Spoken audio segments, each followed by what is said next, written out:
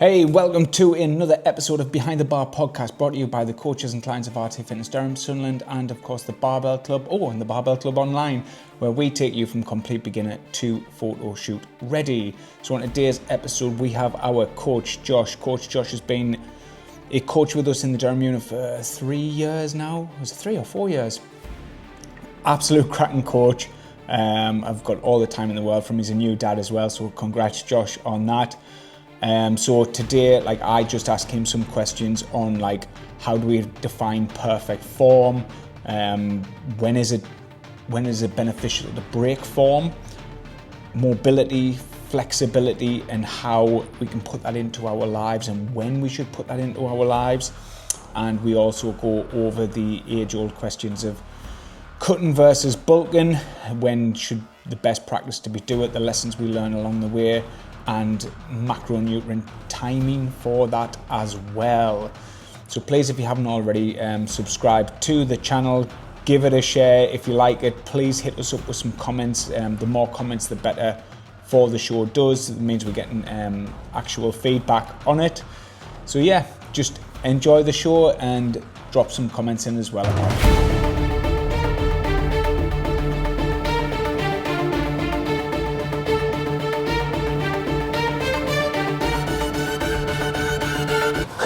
I'll leave this bit in.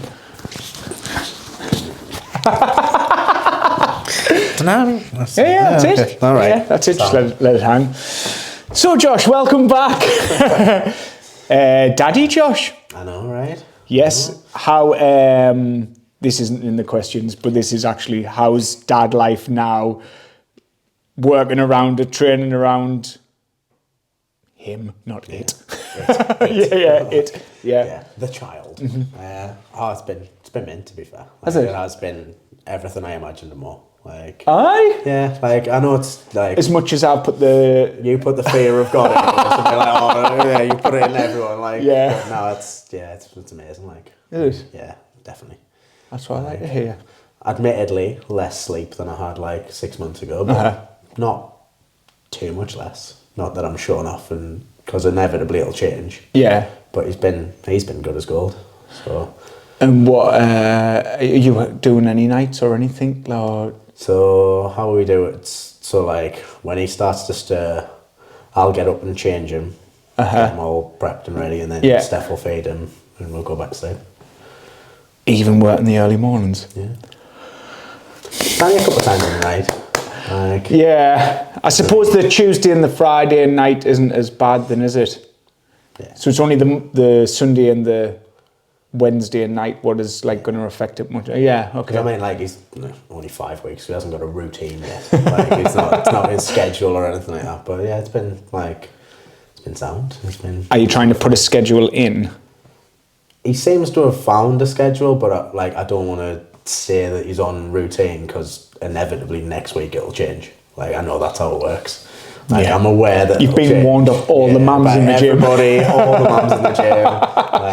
That's going to change. So I'm aware that might happen.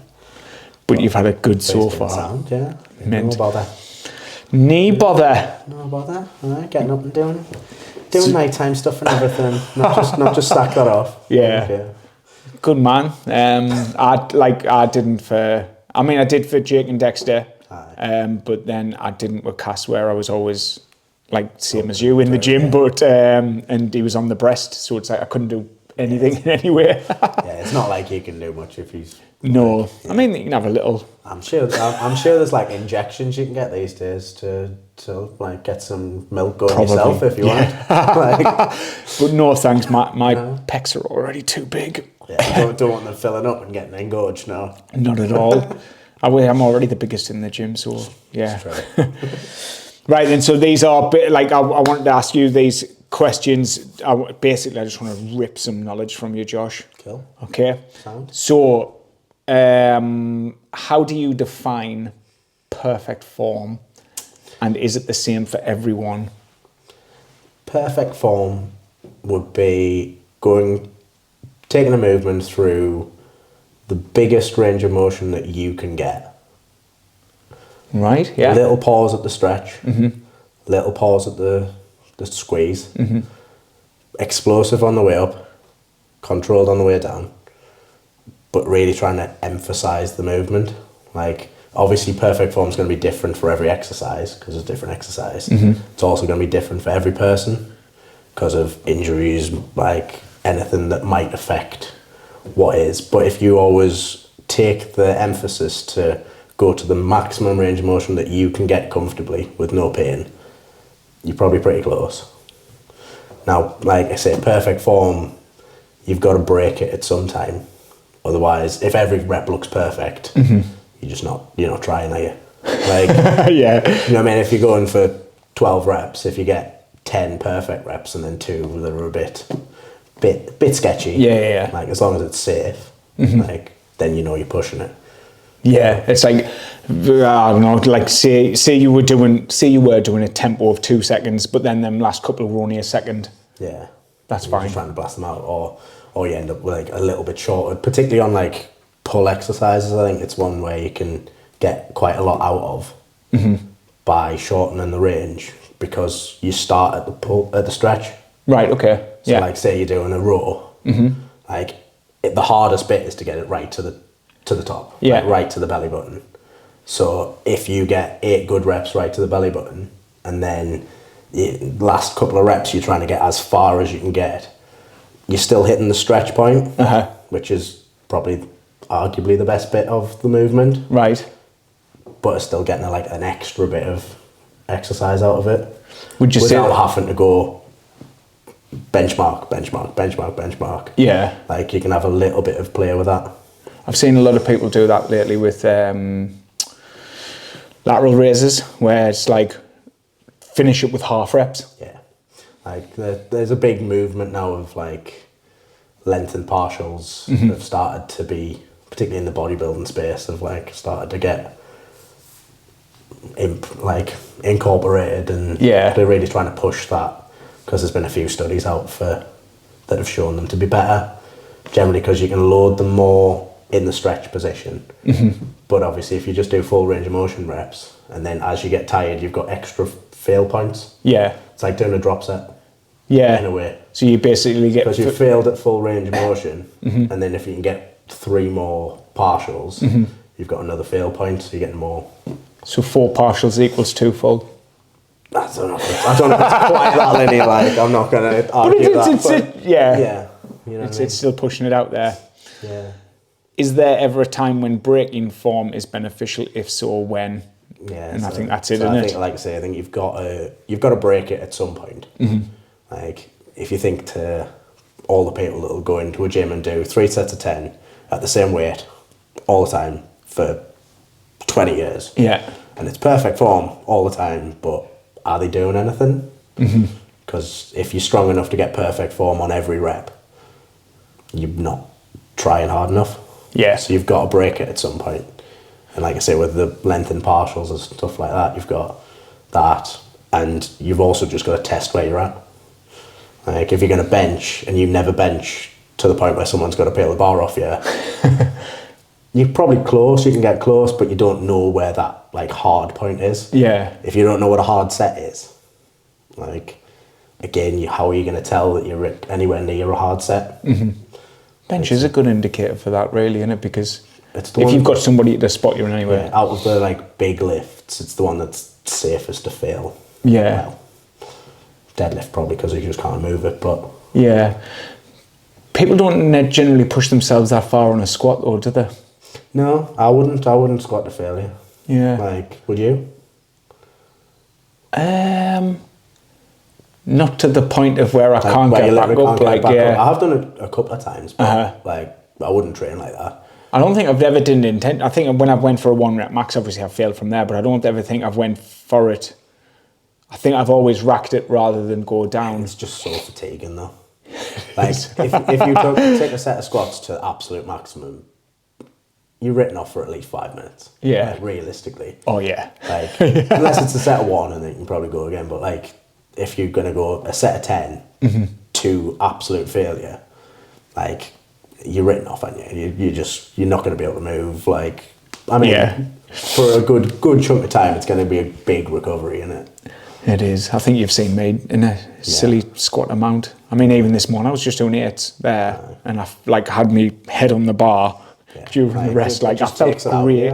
Same as deadlift, same as like all your really, really heavy lifts. But bench is one where, because you're just using your body, you can kind of recover a bit quicker. Yeah. You're not going to pass out on a bench. You might pass out on a squat, and you might pass out on a deadlift. Yeah. Because it just takes so much out of you. Well, failing on a deadlift's just not picking it up, isn't it? A little half. Getting halfway up. Getting the... Yeah. Or you've got, again, breaking form starters. Like, if you're doing a set of 5 or a set of 8 on a deadlift, and you're starting to get... 8? I know, right? I've done sets of 20 in the past. Oh, God. Yeah. They were gross. Yeah, if you're doing a set of 8 on a deadlift and you start looking like a fishing rod, I would call that failed. Like... Yeah. Whether you've got it up or not, that's a failed rep. Like, I've never used that term. Yeah. Don't be a fishing rod. It's always a poodle and a... angry cat. Oh, greyhound. Poodle greyhound. But angry cat. Yeah, I like that one. How do mobility and flexibility impact range of motion, and what can people do to improve them? So, I mean, to start off with a difference, so flexibility is your passive range of motion. So if you can stretch your hamstring up to 90 degrees or whatever mark you want to use or whatever you want to do passively and get it to that point, mobility is having strength in that range. Right, okay. So if you can do the splits, but you're just stuck there, like, that's flexibility. If you can do the splits, I mean, it would take a hell of a lot of strength, but like scissor your legs back together, that's then mobility because you've got strength in there. Right, range. Cool. What do mobility and flexibility, how do mobility and flexibility impact range of motion, and what can people do to improve them? So, I mean, obviously impact range of motion by like definition, because if you're flexible in a joint or in a movement, you're then going to have more range of motion, but you can be flexible and not mobile for lifting purposes. Yes, we've come across that. You can be particularly like hypermobility and stuff like that. You see it where you're in a position, but you're not strong enough to hold that position or move things in that position, which then causes its own problems. Like, say you can move through that plane of motion further. You can move through that plane of motion further, but you can't get back out of it. Like, You know, like, say for example, like, everyone likes to like not mock, but like awe at my like dips and my flies, because my shoulders are pretty flexible. Mock your dips and flies? Mock's probably not the right word, but like, be like, are you just knocking at yourself in your head? Possibly. But like, oh, you're just showing off now. Okay. Because I can, from the bench, get me hands on the floor. Right, okay. I don't often train. Oh, sorry, I thought you meant the other way. No, like okay, right. Like, you're just taking the piss now. Right, okay. Stop it. Like, but I don't train that far often, just for the sake of it would be probably too far. Yeah. But I do push it to the end of where I can feel comfortable. But I'd only go with a weight that I could do to then build my mobility up rather than just my flexibility. You know what I mean? And then in terms of what to do, it depends what is stopping you, really. Like, you can use, obviously, aids. Like, the biggest ones for mobility are shoulders and ankles, really. Shoulders, ankles, hips are the big things. Like, so for squats, if your ankles are stiff, use a heel, use a wedge, something like that. Or go down the route of actually trying to stretch it and mobilise it and all that sort of stuff. So any calf stretches generally. Right, okay. Like any good calf stretch, particularly in a bent knee position. Right. For your ankle mobility is a good idea. So like a seated calf raise? So like a seated calf, and then, but like, if you're going to use a seated calf raise, I mean, the best way to, or one way to train flexibility is just by pushing range of motion in your lifts. Right. As well. So using the seated calf raise, but pausing at the bottom at the stretch for like 15, 20 seconds every rep. Yeah. But like loading it up. Okay. Oh, loading it up as well. Okay. Load up, like put a big pot. You're going to go lighter than if you were going to go like a second. Right, okay, yeah. But like load it up, pause at the bottom, really like milk that stretch, and then come back up, and then like do that every rep. That'll improve your flexibility. Right. Like at the end of the day, because you're stretching. Yeah. With the movement, and things like shoulders. Generally, with shoulder issues, it's more often than not your upper back. Right. So like being able to move through your thoracic spine and your upper back. So like being able to rotate then means you can get your shoulder in a good position. Yeah. Whereas if you think you can't move this hip there, so your shoulder's always going to sit forwards. So then if you try to get an overhead position, it ends up in front of you instead of being... Yeah. You know what I mean? I feel as though mine aren't like the best, but I can still do everything. Yeah. But the other question is, how much do you need? I don't. You can take it to the absolute fucking extreme. And do loads of like, you can say like if you go and search for like mobility coaches and stuff like that do a load of flexibility and mobility stuff, they can do some impressive stuff, but at the end of the day, do they need it? But those are the people trying to sell a program. Yeah, they need to sell a program. But if you're talking about in your day-to-day life, or even in the gym, like what do you need? Yeah. You know what I mean? Like how much? General rule, I think getting into a good overhead position is good.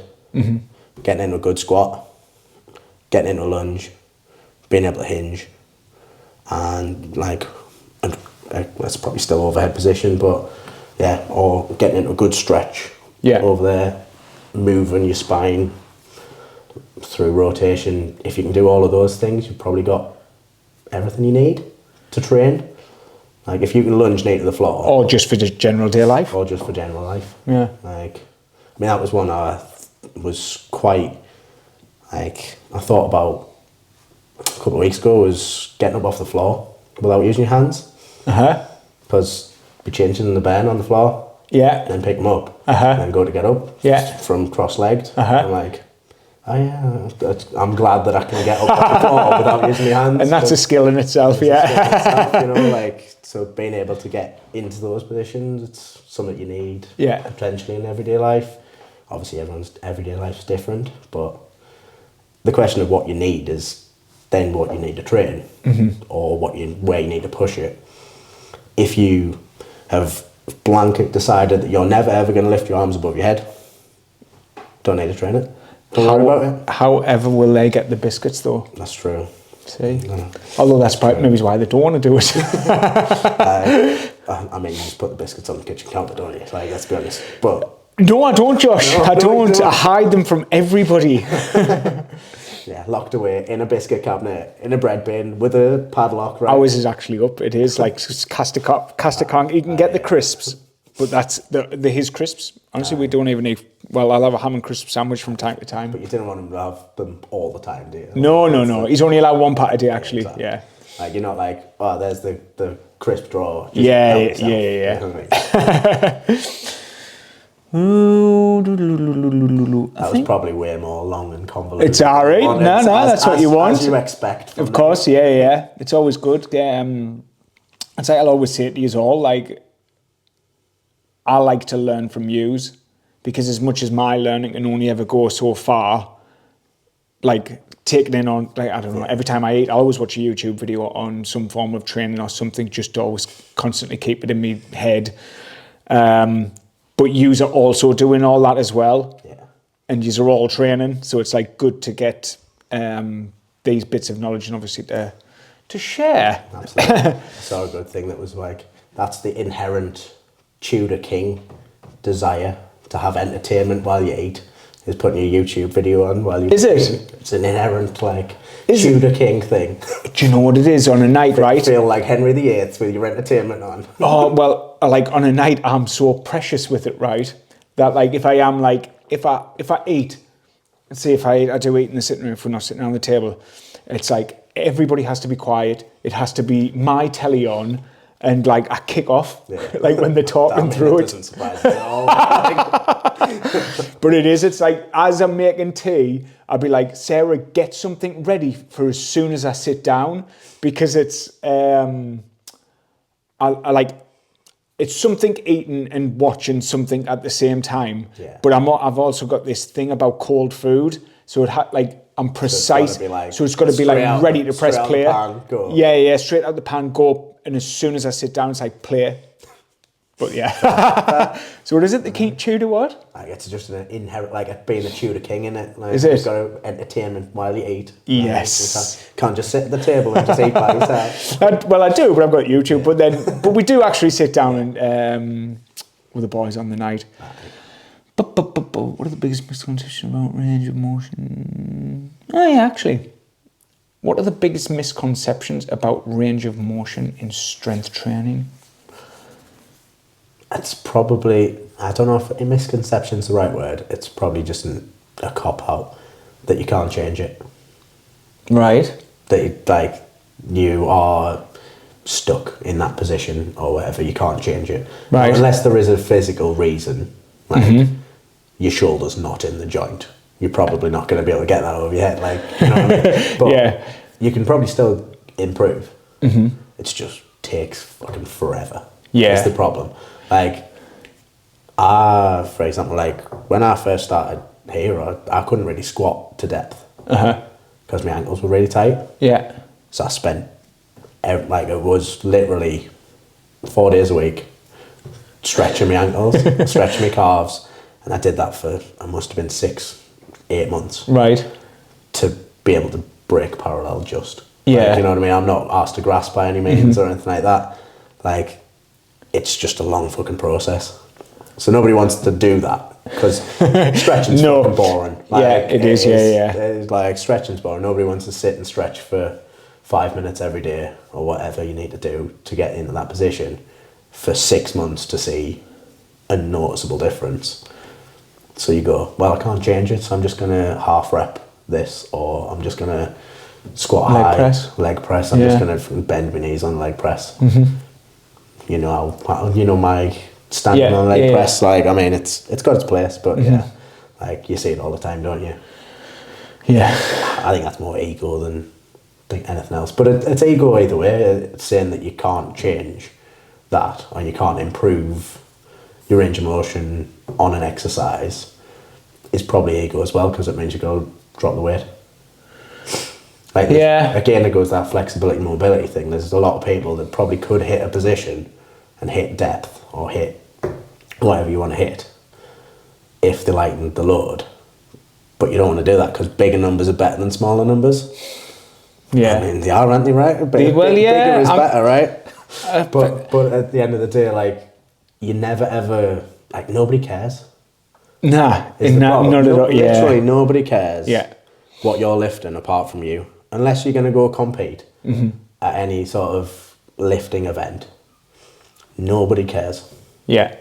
Like, and in actual fact, people care more when you've got more weight than you can handle on the bar and half rep it. People care about that way more than anybody going, having the right weight on and doing it full range. Yeah. Like, people are more pissed off about you half repping something than they'd ever be impressed with your, like, number on the scale or number on the bar. You know what I mean? Like, it's just, it is pure ego, isn't it? But yeah, I reckon that's the biggest misconception / excuse is that you can't change it. Like, I'm going to say there are things you can't change. Like, not everybody's going to be able to squat arse to grass, for example. Leg lengths, hips, like, morphology and all that does make a difference. But to say you can't improve it is just wrong. Like, but then it comes down to, is it really worth it? Yeah, and it's like where you spent 6 months trying to sort that out. You're into this. Yeah, and it's worth it for me because I need to demonstrate good form. Yeah. As well. Like, I can't say to somebody, oh, you've got to squat hips below knees for, like, a marker and then not do it. Like, you know what I mean? That's some dedication right there, Josh. I appreciate it, but it is one of them things that it is worth it for me. Yeah. Like, and again, I'd never ask anybody to do anything I wouldn't do myself. So if I can't do that, then I'm like, well, it feels bad for me to ask you to do that. What can't you do? What can't I do? Or what do you, like, this is off topic of the questions, what do you think, like, like, we'll use an exercise in the gym, we'll not use running, but like what, actually you're quite good at running, what exercise would you say, like, is your weakest point, not for strength wise or anything, but like for mobility in itself wise? I would say, like, what do you feel least comfortable coaching? Doing? Like, yeah. Coaching. Pull-ups. Right, okay. But that's probably because I'm just heavier than I probably should be, but like I can do one. That's all you ever need a demo, right? Yeah. Master of one rep. But like, pull-ups are hard. Pull-ups, like, they're hard for anyone. Like, so yeah.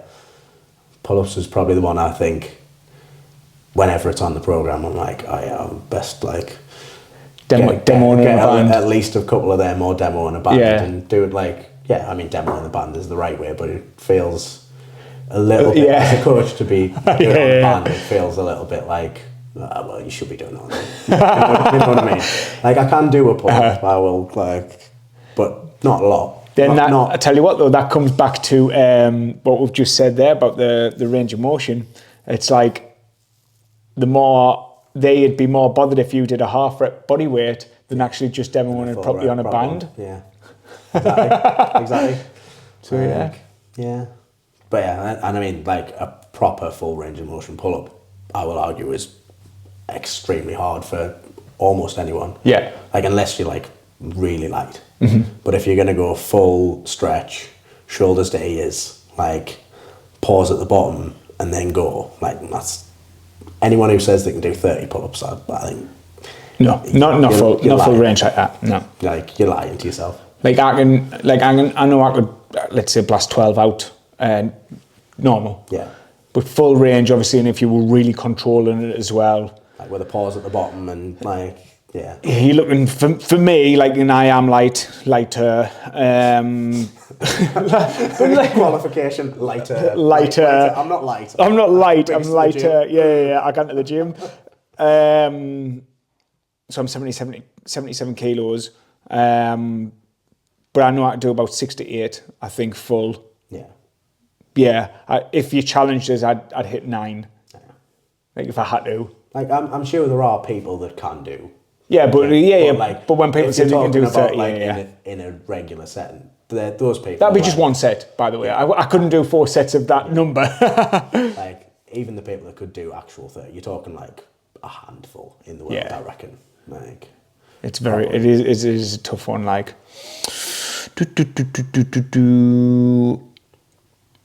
break form, program progression. Let's go to the cutting and bulking stuff. What's the best way to decide if someone should be in a cut or a bulk?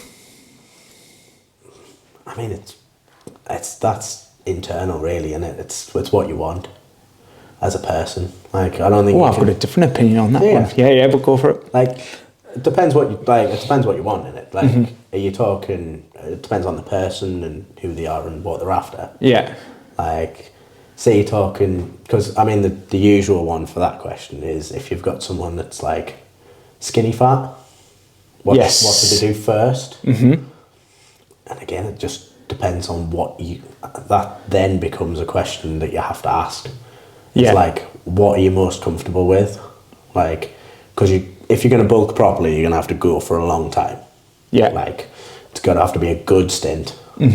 Like, it takes way longer than cutting if you're going to do it properly and not just pile on all the weight and like to do actually put on a decent amount of muscle. Are you comfortable being fluffy for 6-9 months before you go through your cut cycle? Yeah. Which one are you more comfortable with? Are you more comfortable doing that? Or are you more comfortable cutting down and then starting from lean, but you're going to be skinny? Like, and I think that's a psychological thing rather than anything there's probably a better way to do it, one or the other, but that's not going to override what someone's psyche is because they'll just not do it. Yeah. Like, if you were walking around and you were scared of being skinny, like, and coming across as skinny, which, like, I feel myself for years and years of being too small when I was, like, a kid and that. But, like, if you're scared of being seen as skinny, you'll get 4 weeks in your cut and you're going to sack it off anyway. So it's purely a psychological thing on the person, I reckon. Oh, it's the psychological thing from both ends there then, isn't it? Yeah. Because the people who have like always been bigger don't want to go bigger again. Yeah. Yeah. For the people who's always been smaller don't want to go small again. Yeah. But so what's the best way to decide? What was your opinion then? So what's the best way to decide if someone should be in a bulk or a cut or a bulk? I think to do like when people say like, oh, I'm looking to add some mass, and then I can from a body composition side of things, I'll look at them and I'll think if they've got no visible abs, like they shouldn't do the bulk. Fair.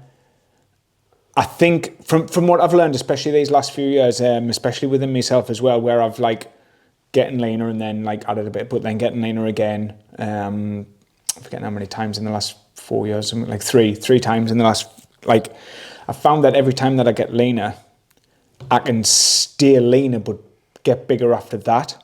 Like me, I think people have got to earn that right in a way. I think they've got to get down so lean, because even like say somebody's starting from the start of the journey and they lean out first, they're still going to add a bit of strength if they're doing weightlifting. Yeah, particularly if you're a complete beginner and you've gone from nothing, you're going to build muscle and lose at the same time. Yes. In your first few months at least. Exactly. And for them, it's like, I truly believe that I think they should cut down first and then bulk up, because I think they'll learn so much about themselves in that process of actually dieting down, that they'll learn again that cycle of going up, and for them to have a better physique as they go, rather than bulking on top of fat in any way and then make you gently like cut so much longer and harder. I think that's what I've learned in myself. That from like it does make sense. Like, realistically, I think for that person that makes sense, definitely.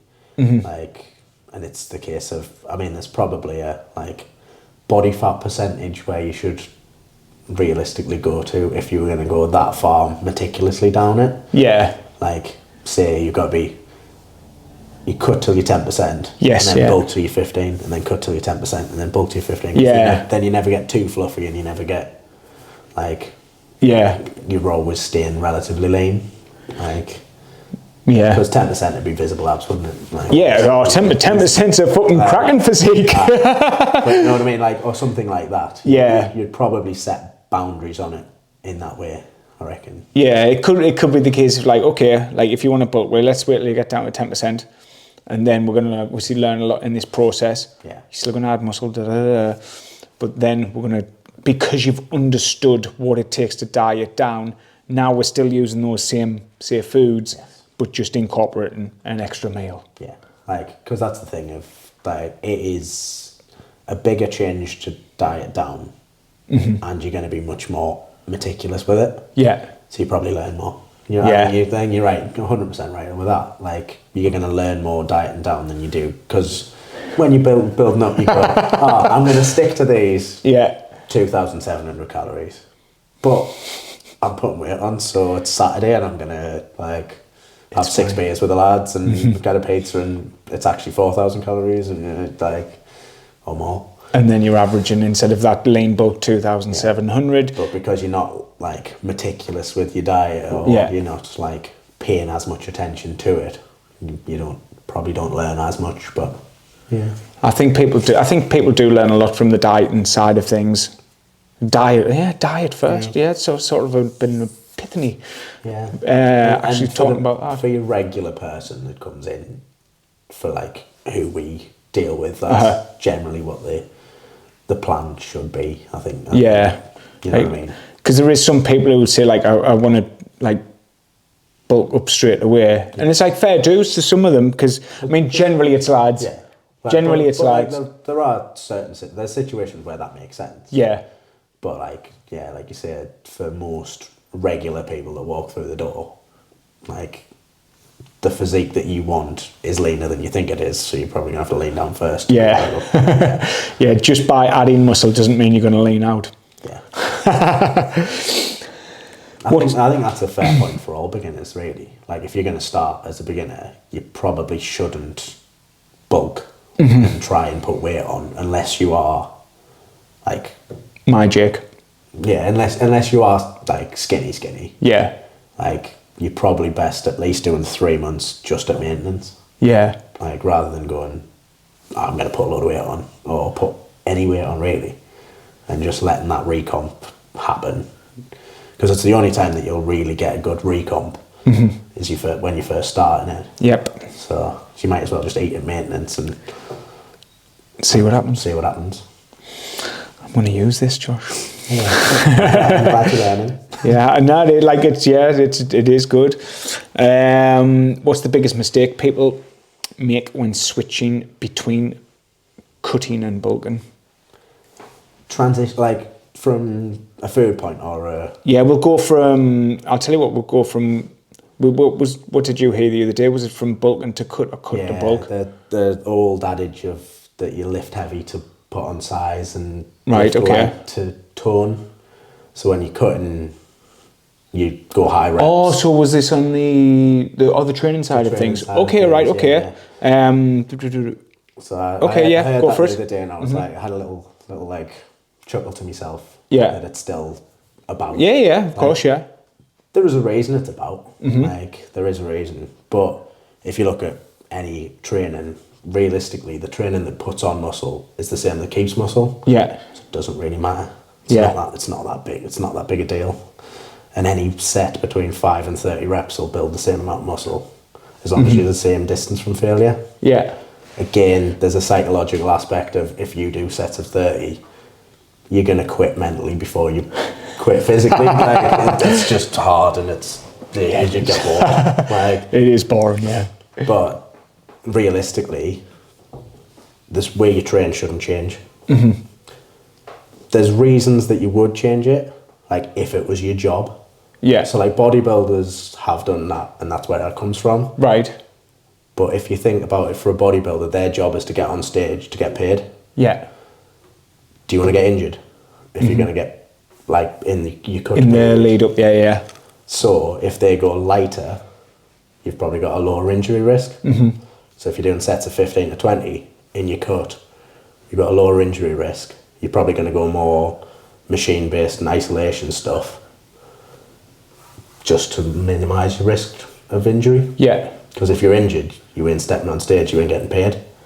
Like, whereas in the off-season, they probably train heavier because they enjoy it. So that's where that adage comes from. But that's purely from a like financial point of view rather than a actual physiological point of view. Like, it's injury prevention. I suppose, Like, and you've also got to think of, like, if you're a competitive bodybuilder, your muscles are probably stronger than they should be, naturally, I'd say. Not naturally.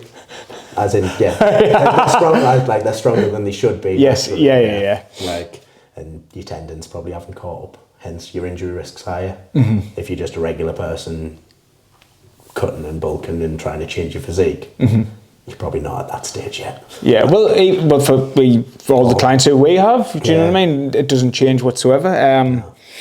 It was the point of, not my last cut, but the couple of cuts before that, all I did was follow the program. But I probably made the mistake straight away for me of just like, these are my weights and I'm not changing them. Yeah. Because I want to manage my energy levels. Yeah, and do you think that was a mistake? I probably just could have pushed harder. But actually, reflecting back on it, if you would have pushed harder, would you have got a better result at the end? Do you reckon? No, it wouldn't have changed the physique within the last 12 weeks, does it? The amount of training that you've done over your life. No, that's the thing. So it's one of them. It actually was probably a good idea, obviously trying to manage my energy levels. But then when I did the last one, obviously you coached me through that.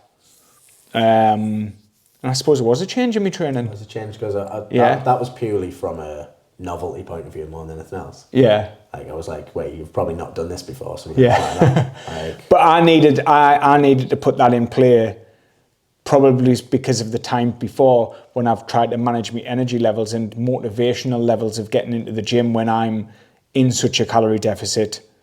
It's hard for me to get there because I am a hungry guy, and that's so it was like I had to put that in place with you just to get me arse in fucking gear. And I suppose where you changed it up for is, even if I did the other program, like, it would have been the same. Got the same result. Yeah, like I say, it isn't that complicated. Yeah. It doesn't matter. No. Like, whether you train 5 reps, whether you train 20 reps, like, as long as you're training hard, it doesn't matter. It's preference at that point. Yeah. Like, again, I don't know many people that would prefer 20 reps. Oh, there'll be some psychos There'll be out there. some absolute psychopaths. Do you think any of these people might come from a cardio-based background and then Yeah. Because prefer the higher reps? Well, you prefer what you're good at. Like, and if you are, like, have been a runner all your life and you have drawn yourself to cardio or swimmer or whatever, you've probably got quite a lot of type 1 fibres. Yeah. Which are better at doing long, high rep sets. So instead of like a 3-rep squat, they'd prefer to do 15. Like, because they'd be better at that comparatively than everybody else. They'd be showing right off, wouldn't they? Yeah. So yeah, there's probably is some people from a cardio based. Like, again, a set of 15 squats. Like, if it was hard, you'd be blowing out your ass. Me and you aren't those people, are we? No, I'm not. So what is the biggest mistake then you see between this bulking and the cutting? So from a food perspective, I think probably not spending enough time learning maintenance. Oh, it's a fucking... It's a chew. It's a strange place to be. For generally more serious trainers, we'll say. Yeah. It's an awful place to be in for them. Because you're not chasing anything. Yeah. Yeah. Now I get that, but I think probably more for you beginners to intermediates. Like, if you never learn how to maintain, you fall into the cycle of going up and down and up and down and up and down. Like, if you never learn how to eat and not put on weight after you've lost weight, like, you're gonna probably put it back on. Yeah. Like, I think there's one that are like your maintenance phase after a diet. I think it's RP's one that they say should be at least 2/3 as long as your diet itself. So if you do a 12-week diet, maintain for 8 weeks before you do anything else. Okay, right. Just to get rid of your like diet fatigue and like all that sort of stuff. That doesn't actually sound too long. No, it's not, because that's 5 months, isn't it? Yeah, yeah. If you go 3 months diet and 2 months like maintaining. Yeah. Like, before you even change to go into a bulk or into like, if you're going to do something different or do another cut or like, because it just gets rid of like your diet fatigue and stuff like that. And also you learn that maintenance isn't as many calories you think. You're not going back to what you were on before. Yep. Yeah. I know those days. Yeah. You're eating what you're eating on your diet. You just adding a meal, or you just like, for you it was what, like an extra protein bar twice a day or whatever, or something like that. Yeah, compared to what I was having on my cut, the only extra thing what has been put in play is a protein bar and jam and rice cakes. Yeah, like, that's the difference. It's not, I've finished my diet, I'm going to just go wild, because it then forces you to stay on track. Yeah. If you're going to maintain. Again, it's hard to do because you're not chasing anything and you're not seeing a number move and you're not seeing your weights go up massively like you would on a bulk. It's hard. Yep. But it teaches you how to actually maintain weight, which I don't know many people that want to lose 30 pounds and then put it back on. Like, you know what I mean? You're not, Joe, every year. Joe does it every year. One person. Yeah, one person, and put it back on every year. It's about 60 pounds he loses and puts it fucking back on. Yeah, but like, you know what I mean? If you're looking to lose weight, you're looking to lose it and keep it off, surely, for most people. Yes, that's the intentions, isn't it? Like, so if you never learn how to keep it off, then you're gonna end up back in the. It's mad how many people don't, though. Even when you do take them on like a detailed diet and they know every tool in the box, and still like they can't find that maintenance. Yeah. And I suppose this always comes back to ingrained habits and like, say for example for me, I mean I know I'm like heavier than you for example, but like if I'm dieting, I've got me same meals that I have all the time. If I'm maintaining, I will have those same meals all day, every day through the week, and then probably have one meal where I eat like a dick. Yeah. Like, and that balances out. Right. If I'm trying to put on weight, which is rare now, but like I'll have 2 meals where I eat like a dick. Yeah. Like, and that's because I like eating like a dick. Is the honest answer. But if I'm maintaining, I'll have diet food or food that I would have on a diet exactly the same, and then just have like on a Saturday I might eat like a dick. Yeah. Brings you a little bit of joy. Yeah, exactly. Yeah. I mean, my maintenance many years ago, for when I was heavy, 85 kilos at the time, coaching in-house as well. Yeah. So obviously moving a lot more. Steps. So my maintenance then was 3,500 calories. And now this moment in time, I'm 2,700 calories. That's an 800 difference. So I've had to actually learn to, I had this bit of an epiphany moment like ages ago where it was, as you get older, you're not going to move more. So let's get used to actually eating less. Not eating like a dick all the time and having 3,500. It's like, let's get used to actually eating that little bit less, but better foods, because one day it's going to happen.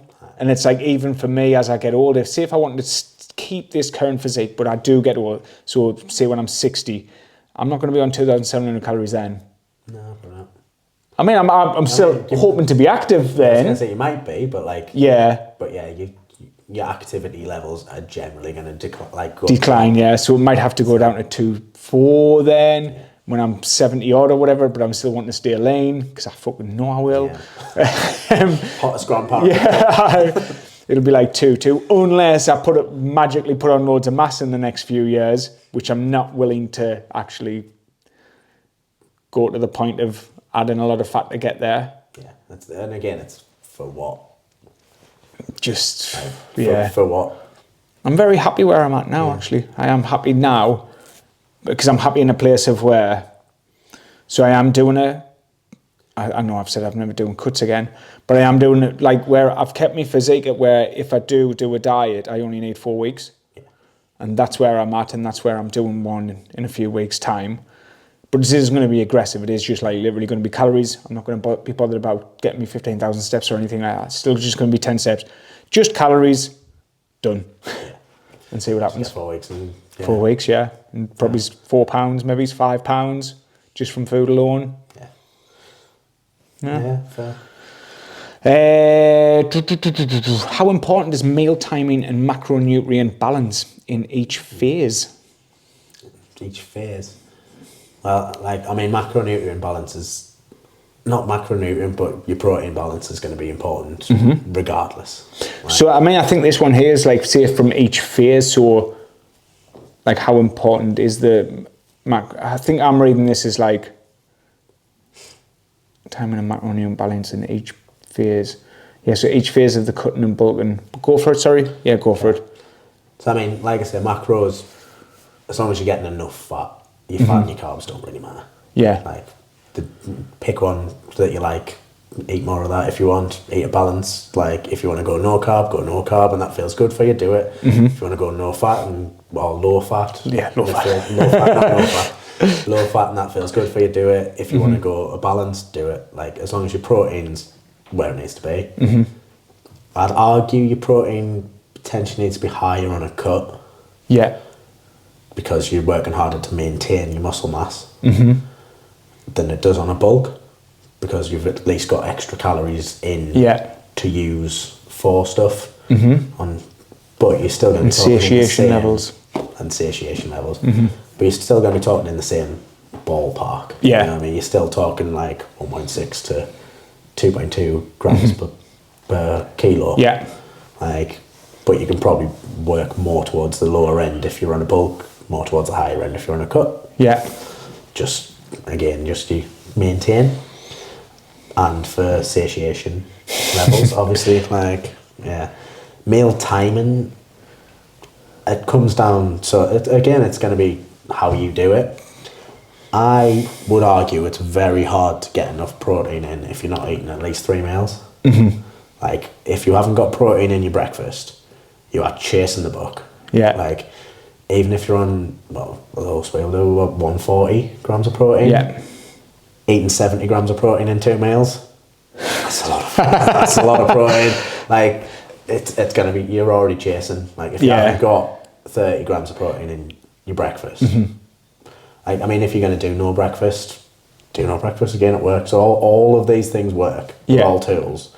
Like, but if you're going to get enough protein in, if you're going to get 90 grams of protein in each meal, you're going to be pushing. So you've got to be at least eating a decent amount of meals to get enough protein in. Yeah. Like, same thing when you're bulking. Like, if you're going to eat 2 meals, but you're going to eat 4,000 calories, like, I mean, I can eat 2,000 calories in a meal. That relatively easily. That's just an Indian takeaway. Yeah. Easy. Yeah. Fish and chips. But if I was going to do that twice a day, every day, Yeah. like, I think you'd be pushing it, struggling. Yeah. Like, you know what I mean? But, so you're going to have to spread your meals out a little bit so that you can get enough in. Mm-hmm. Obviously, it depends what your bulking calories are. Yeah. Like, you know, if you're on 4,000, then you've got to actually spread them out. Oh, yeah. If you're on 2-2, you could probably do it in less. You can do it in 3 or do it in 2. But again, they're still big meals, because if you're on 2-2, you're going to be smaller. So that's a big meal for you. Yes. Yeah. Yeah. The other thing with meal timings, like, on a cut, you get hungry at the same time of day, generally. Like, so if you always eat at a similar time, you're going to get hungry around that time. Yeah. So if you start playing around with your meal timings, you're going to end up ravenous at points. Like, particularly if you're deep in the trenches of dieting, you're going to be ravenous.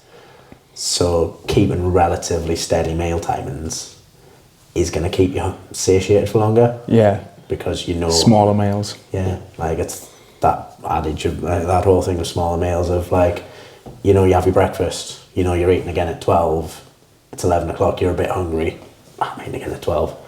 Like, if you're not eating again till 4 and you're a bit hungry at 11, like, that's a quick trip to Greg's, isn't it? It is indeed, you know, yeah. That's what's going to happen. Yeah. Like, whereas if you have... Smell the tiger bread.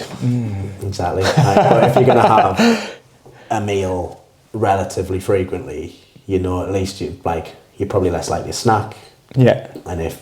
And snacks are an easy way to just pile on extra calories that you don't even think about. Like, you're not going to have them extra biscuits that you think, like, oh, that's just an extra biscuit, you know, that sort of thing. 100 calories straight in there. Yeah. I think that we're like, where is the question gone again? How important is a mealtime macro?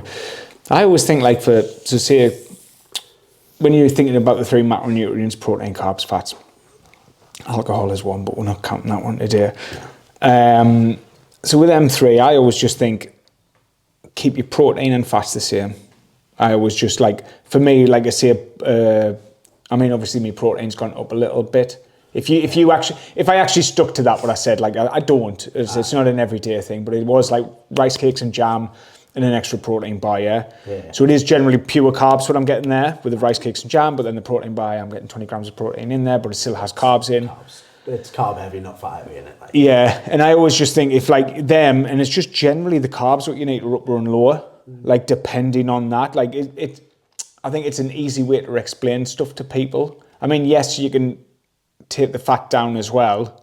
Depending on how much fat you eat. It depends on the diet. Yeah. Depends on your diet. Depends on the diet. And it depends on you as well. Because some people are going to feel better dropping the carbs and some people are going to feel better dropping the fats. Like, it depends on the person. Like, but fat's a relatively easy one to change from someone starting from scratch. Yes, yeah. Because if you go lean mince, just cut low fat fucking mince. Instead of using 15% mince, you use 5% mince. Yeah. Instead of using olive oil, you use spray. Yeah. Like, cool. You've cut 300 calories out your day. Instead of chicken thighs, chicken breast. Yeah. You've cut loads out. Cut loads out without trying. Yeah. Whereas if you ask someone to half their pasta that you have there in a spaghetti bolognese, they're going to kick off. I know.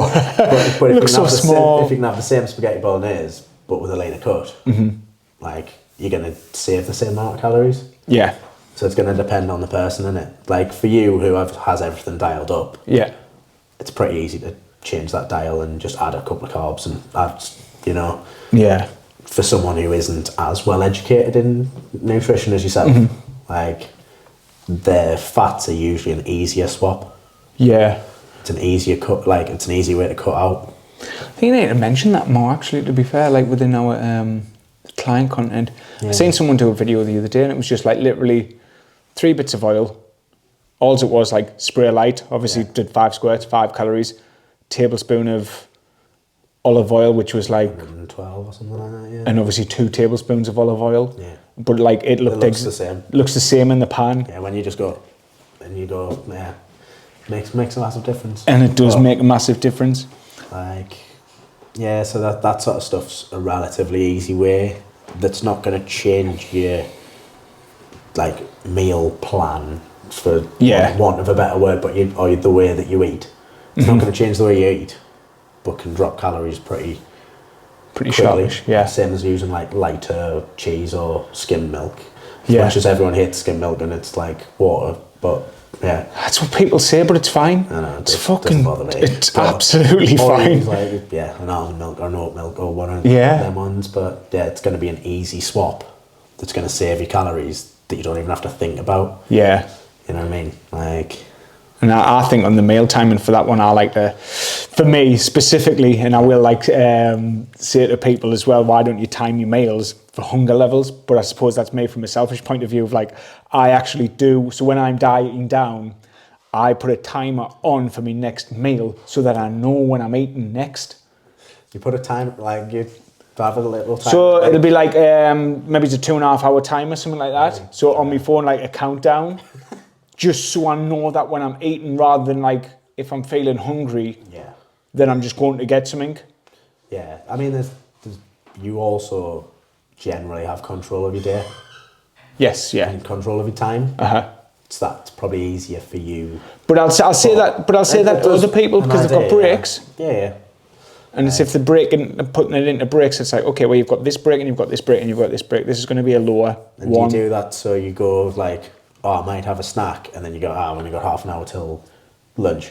Yeah. Yeah. So sense. That's why I do that, but that's for me, and like it is, I am a hungry guy. Yeah. Like, because I mean, that as well just comes, like, again, you get small swaps and stuff. Like, if you just have more protein and add an extra vegetable in every meal, you're probably pretty close to where you need to be. Yeah. Unless your diet's like way off the charts, but like if you are cooking your own meals and you do that, you're probably pretty close. Yeah. Like without having to try really hard. Yep. You know, like. Right, last one then. I think this is a myth busting one. Yeah. Is it possible to build muscle while cutting, or is that just a myth? So there are 3 times. I know we touched on it a little bit before, yeah. There's 3 times when it's possible to recomp properly, like worthwhile, like actually worth doing it. Brand new beginner. Yeah. So in the first 6 months of training, like you will build muscle and lose fat. Yeah. Like maybe first year. Maybe first year. Yeah. Like maybe first year, but definitely first 6 months. Like, and that's where you find a lot of beginners question because the scale doesn't change sometimes. Right, yeah. Like, if you lose 2 pounds of fat and build 2 pounds of muscle, usually the ratio isn't quite as 1-to-1 like that. But like, if the scale isn't changing as fast as you think it is, but all of your clothes are feeling better and all of your like pictures look better and all measurements and etc. Tight or loose. Yeah. But probably more likely loose. Like. No, I mean you feel tight. Oh, you feel tight. Yeah, like a tiger. Like like a tiger. Tight like a tiger. What's that from? Austin Powers 3. Fair. Tight like a tiger. Okay. So yeah, as a beginner, you can do it. If you are coming back to training after a long time off, you've got muscle memory. Yeah. So that will put you back into the shape that you were in. It's another reason why you should start training early / do it for as long as possible, because even if you stop, it's easy to get back to where you were, or easier to get back to where you were than you weren't. Or if you're on some special supplements. If you're on the juice, you'll be able to build muscle and lose fat. Yeah. They're the only 3 times that are really going to be able to worthwhile recombing. Yeah. Like, you're actually going to change your physique by training and eating at maintenance. Once you pass the beginner stage, you probably need to bulk and cut. Realistically. Like, but it doesn't have to be as drastic as what those 2 words sound. No, you need to sound drastic you need to gain and lose. Yeah. I don't like the words bulk and cut. Yeah. Yeah, they do sound too, like, cut feels like I'm going to lick an apple and eat nothing. Yeah. Bulk feels like I'm going to eat ice cream for breakfast every day. Yeah. Like, gain and lose. Did you know the barbell was called the Bulk Club at one point? No, I didn't. The Bulk Club? It was Warrior Women Strip and Rip, and then it went Bulk Club and Warrior Women still. And in Bulk Club, in the entire, I'm sure it was within an entire year, we only actually made 1 sale when it was called that. Nobody wanted to be the Bulk. Nobody wanted to be the incredible Bulk. Got T-shirts made and everything. Did you? They're just sat in the cupboard somewhere. It's because at that moment, just little tea and rolls down like. It's because at that moment in time, I thought so it was like me and Dan, and we thought like we're getting just a bit tired of like trying to help everyone cut all the time and lose weight all the time. So if we get this, it's like we don't have to focus on the nutrition, we can focus on the training more side of things. Yeah. But the name in itself was a bit too aggressive. Too aggressive. And did you change the program around then? No. It was still the same program as the Warrior Women. Yeah, but I mean, like from your strip and rip. Did you change the program? No. Still because it's fucking calories. Yeah. I was just curious as to like. Oh, like yeah. No. It was like it's obviously adapted over time and everything like that, but it was fundamentally exactly the same. It was exactly what the Warrior Women were lifting at the time. Yeah. To the lads, what they were doing at the time. Just it was at different time slots in the gym. Yeah. And that's it. And then because of a few empty time slots, we ended up merging a few like on the evenings. It was actually the first mixed sex group was Ryan and Morsey. Hi. Yeah. And another lass, Laura, and that was the half 6 group. And then obviously it merged to the Barbell Club. Yeah. Because I was just curious from like even from a marketing perspective, like because if you're gonna have the Bulk Club, that would imply to me, even though I know full well that they're different. Yeah. In terms of like that, you don't need to change marketing side was a bit different. But like in terms of the program, even though as we've talked about, I know full well that you don't need. But if you're selling it to people, it would imply to me that you were lifting heavier for like lower reps. Less, yeah. Just because that's like what people like a power lifter, and a strongman style. Because that's what people expect. But as we've talked about earlier, it doesn't matter. But yeah, you know what I mean? I just was curious if you'd have done that. On the marketing side, you'd probably best off going down the Barbell Club page itself and having a look right down the bottom and see some of the stuff. Yeah. We would like, I think me and Dan were talking about like whiskey and stuff like that on it. It was very new and it didn't really match up with what we were about. Fair. But yeah, thank you very much. Thank you very much.